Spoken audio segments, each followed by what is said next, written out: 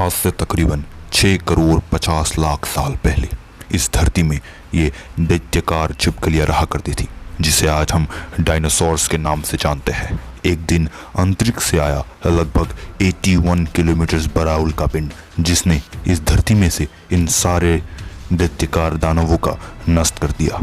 उसके बाद शुरुआत हुई एक ऐसे नए प्रजाति की जो आगे चल के इस पूरी धरती को बदल देने वाला था।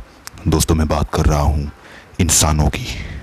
आज से 6 करोड़ 50 लाख साल पहले अंतरिक्ष से चिक्सुलब नामक एक एस्टेरॉयड जो लगभग 81 किलोमीटर बड़ा था, वो हमारी पृथ्वी से टकरा जाता है। इस एस्टेरॉयड और हमारी पृथ्वी की टक्कर इतनी ज़बरदस्त होती है कि ये एस्टेरॉयड जहाँ भी टकराता है उस जगह के सारे पत्थर और मिट्टी अंतरिक्ष की ओर उड़ जाते हैं और वो सारे चीज़ भी फिर से धरती में आग की गोली की तरह गिरते हैं। और इसके कारण ही इस धरती में से पूरी डायनासोर्स की प्रजाति का नष्ट हो जाता है। पर इस महाप्रलय में भी कुछ प्रजातियों ने अपनी जान बचा ली थी और वो थे मैमल्स। उस समय मैमल्स गुफाओं में रहा करते थे, जिसके कारण ही वो इस एस्टेरॉयड इम्पैक्ट से बच पाए। उसके बाद धीरे धीरे करके भी मैमल्स गुफाओं से बाहर निकलना शुरू कर गए थे। आइए दोस्तों, अब देखते हैं कि डायनासोर के अंत के बाद इंसानों का जन्म कैसे हुआ और कौन से मैमल से हम इंसान विकसित हुए। दोस्तों, आज से 5 करोड़ साल पहले छोटे छोटे जानवर जो उस एस्टेरॉयड अटैक में बच गए थे, उनमें अडेप्टिव रेडिएशन की वजह से चेंजेस आने लगे और इससे बहुत सारी अलग अलग प्रजातियां विकसित होने लगी। और एक प्रजाति जो विकसित हुई थी, उनमें उनकी आंखें आगे की तरफ थी और ब्रेन एकदम बीच में था सर पर, और जॉ लाइन भी आ गई थी।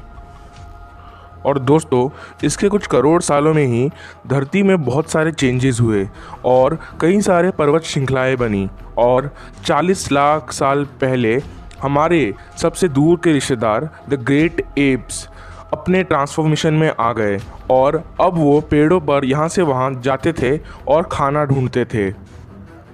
दोस्तों, पेड़ के सूख जाने की वजह से इन एप्स यानी पैरेला एप्स को ज़मीन पर उतरना पड़ा और अब इन स्पीशीज़ का नाम था एपिथेटिकस रेमिडस।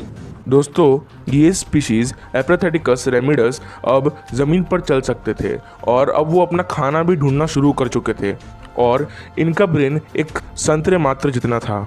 दोस्तों, अब ये जो प्रजाति थी वो अपने दोनों पैर पर चल सकती थी और कुछ हज़ार सालों के विकसित होने के बाद ही इनका दिमाग भी बड़ा हो गया और अब ये अच्छे से सोच सकते थे और इस प्रजाति का नाम पड़ा होमो हैबिलियस। दोस्तों, इस होमो हैबिलियस प्रजाति में जो लोग थे, उन्होंने अपना दिमाग लगाकर कई सारे औजार ढूंढे, जैसे हथौड़ा और चाकू जैसे औजार, और अब वो इन औजारों का इस्तेमाल करने लगे। फिर कुछ लाख सालों बाद अब ये सारे इंसान एक साथ आकर हंटिंग यानी कि शिकार करने लगे और इस प्रजाति का नाम पड़ा होमो इरेक्टस। दोस्तों, होमो इरेक्टस एक साथ शिकार करते थे और उसके बाद परिवार में मिल बांटकर खाते थे। दोस्तों, इन प्रजाति ने ही आग की खोज की थी, जो कि मानव सभ्यता में सबसे बड़ी खोज थी। इससे वो इंसान अपनी ऊर्जा को बचा सकते थे और खाने को पकाकर खा भी सकते थे, जिसकी वजह से जितनी बची हुई कैलोरीज थी वो उनके दिमाग में लगने लगी और इंसानों ने और भी दिमाग को बड़ा कर लिया। और उसके बाद इनसे विकसित हुई वो प्रजाति जो आगे चलकर इस पूरी दुनिया पर एक तरीके से राज करने वाली थी। दोस्तों, हम बात कर रहे हैं होमो सेपियंस की, यानी कि इंसानों की। और उसके बाद होमो सेपियंस कितने ज़्यादा विकसित और कितने ज़्यादा डेवलप्ड हो चुके हैं, उसके बारे में तो आप सबको पता ही है।